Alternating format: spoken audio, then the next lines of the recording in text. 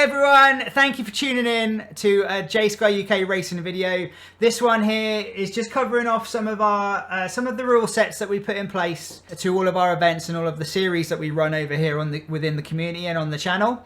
We've been in sort of discussions over the past few weeks. So the idea really, after listening to some feedback from a few of the drivers and some of the community members, is to try and tune the rules a little bit, but also put in place a very, very clear penalty system, so that if an incident happens and it's very clear what's happened, that the outcome is the same every single time. Of course, there will still be incidents that are not so clear cut. We get that, we see it in real racing, and hopefully by putting these in place, those sort of incidents where maybe aren't so clear cut, we'll be able to just follow our guidelines and our set of rules, and it will help us determine the outcome, so that it's fair for everyone. Of course, we want to see wheel-to-wheel action, but we don't want to see like reckless driving, and we want to minimize all of the avoidable contact as much as we possibly can, and hopefully this set of rules will help us do that. You may find that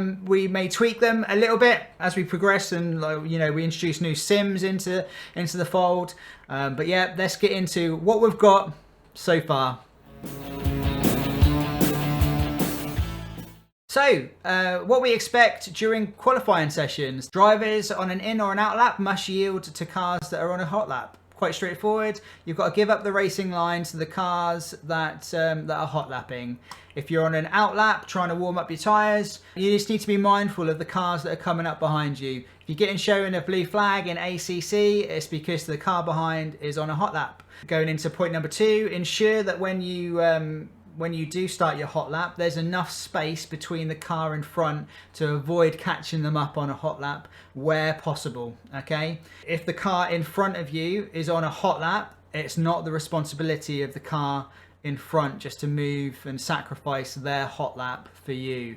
Probably back out of it and find another gap so that you can go again. The only time that it's acceptable to overtake while both of you are on a hot lap is when we run a multi-class event and the car that's caught the car in front is in a different class. So if you've got an M2 that's on a hot lap and a GT3 on a hot lap, then the GT3 can overtake while they're both on hot laps, providing that it doesn't interfere with either car's hot lap.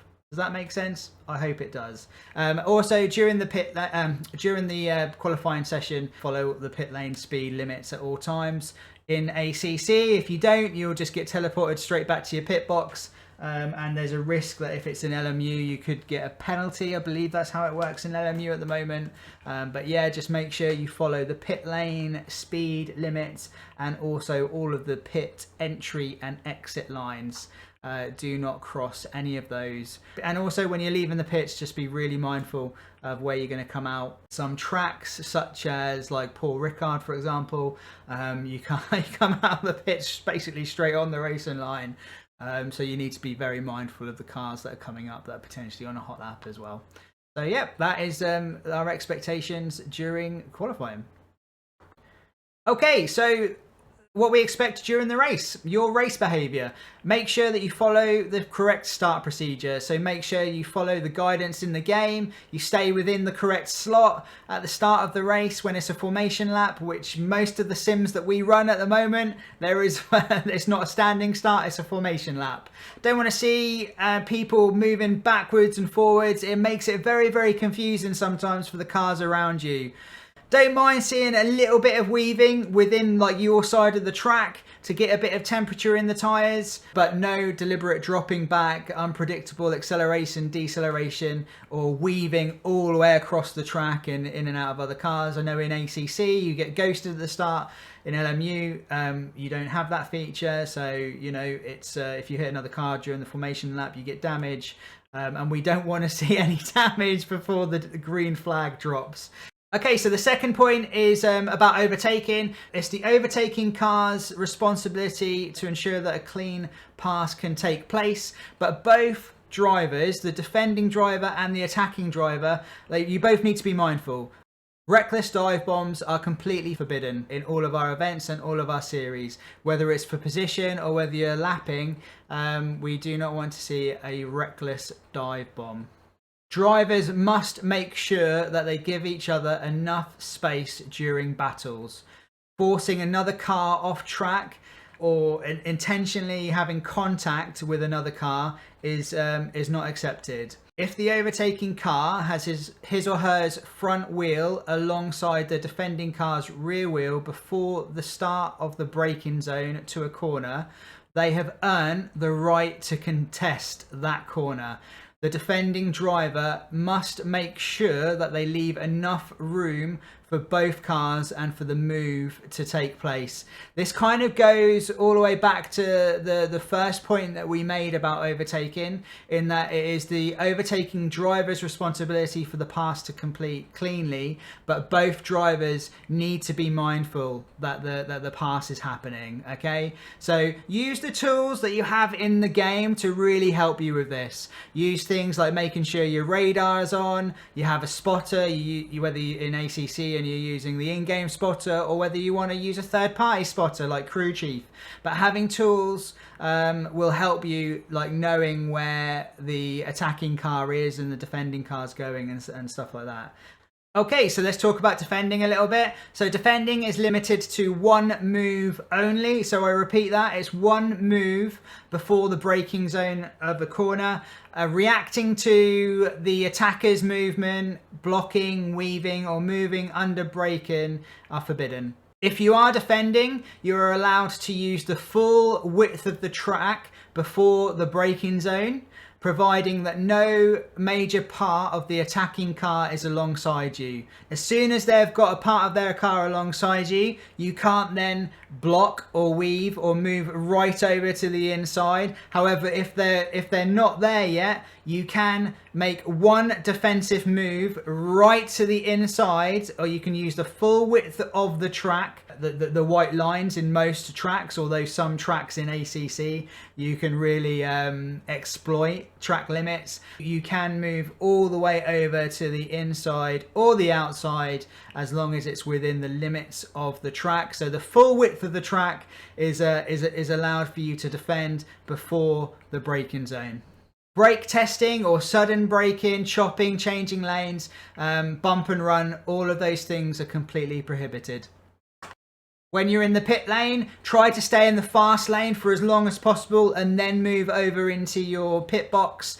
I know in ACC in the pits you're ghosted, but in LMU you're not. So make sure you keep it nice and clear whereabouts you are within the pit lane. On pit entry or pit exit, crossing the solid white pit exit line is not allowed. Drivers must not obstruct other cars when exiting the pits as well. On circuits such as Spa or Donington, where you feed out, and Paul Ricard, we spoke about it earlier, where you feed out into the racing line, just try to make sure that you're as far offline as possible and be mindful of the cars that are coming up behind you. Driving the wrong way around a track, completely forbidden. It will result in potentially a ban.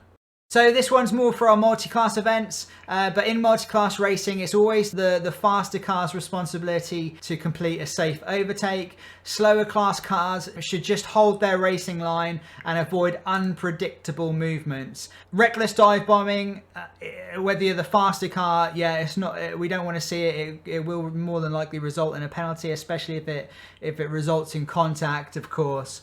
If you're being shown the blue flag, it's because you're about to be lapped. So lapped cars must not defend their position and they should allow the pass to take place at a suitable section of the track. It doesn't mean that if you're getting shown the blue flag, you need to roll completely over to let the faster car go by, but you definitely need to have in the back of your mind that the move has to take place. The best thing to do is just to stay completely predictable. Allow the faster car behind you to make the move. One thing we will just add, that we would expect the overtake to happen within a lap. We would like drivers to to observe and follow yellow flags. So especially in ACC, if there is a yellow flag in the sector that you're in, just be mindful of it. There's an incident on track or someone's gone off the track. So just be mindful and think, okay, well, yeah, I may need to slow down because there's something that's happened ahead of me. If you are involved in an incident or an accident, going into a spin, we expect you to hold the brakes to avoid becoming a hazard. If you are unfortunate enough to be involved in an accident and your car is heavily damaged, if it's too damaged for you to safely return to the pits, then you must park safely off the track, off the racing line, and then teleport to the pits. I have not got a problem with you teleporting to the pits, and we would much prefer you to do that rather than the car being almost uncontrollably and you trying to crawl it back to the pits. Safe rejoining, this is a big stickler for me. So rejoining the track must be done safely without endangering others. If you have to literally sit beside the track to let every single car go by you for you to then safely join the track, sadly that's just what needs to happen. We really dislike seeing accidents happen caused by an unsafe rejoin.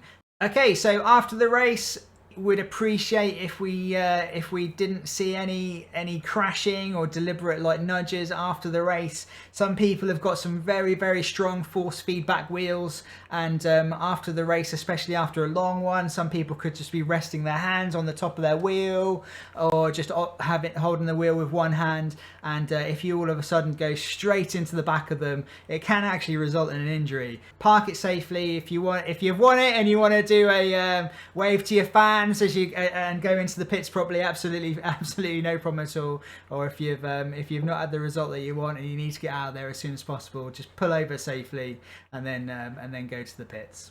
Okay, so there we go. That's the basic rules. Hopefully that's helped clear things up for a few people. Now let's go into our penalty system. This is where we've tried to make it very, very clear what the outcome is going to be if the rules are not followed. We've got a table. It will be available in the Discord for you to have a look over, and I welcome any feedback, and if we need to make any tweaks, then of course we will. But yeah, let's go straight into it. So the penalty system. So minor incidents.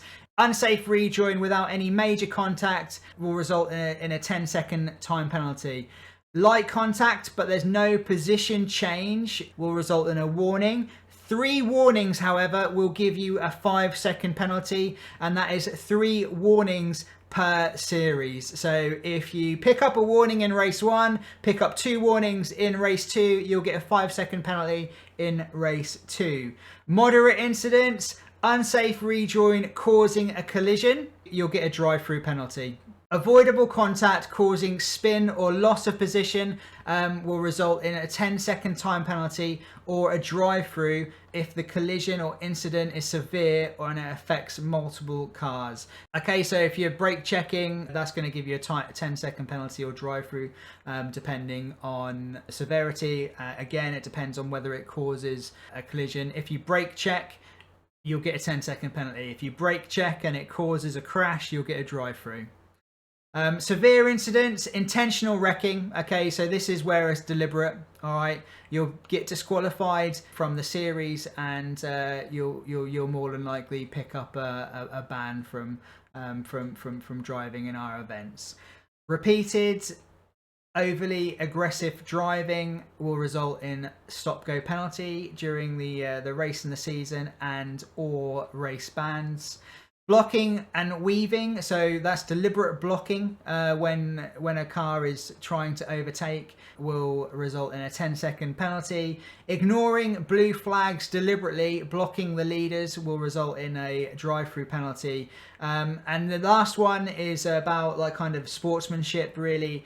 Any offensive chat, insults within the game servers or the Discord will result in warnings, and then potentially it will result in race bans. We really don't want to see any of that within our community. It's a community built on people that just want to enjoy sim racing. There's no place for any offensive abuse within our community. So yeah, please keep that well outside of the Discord server and the race servers.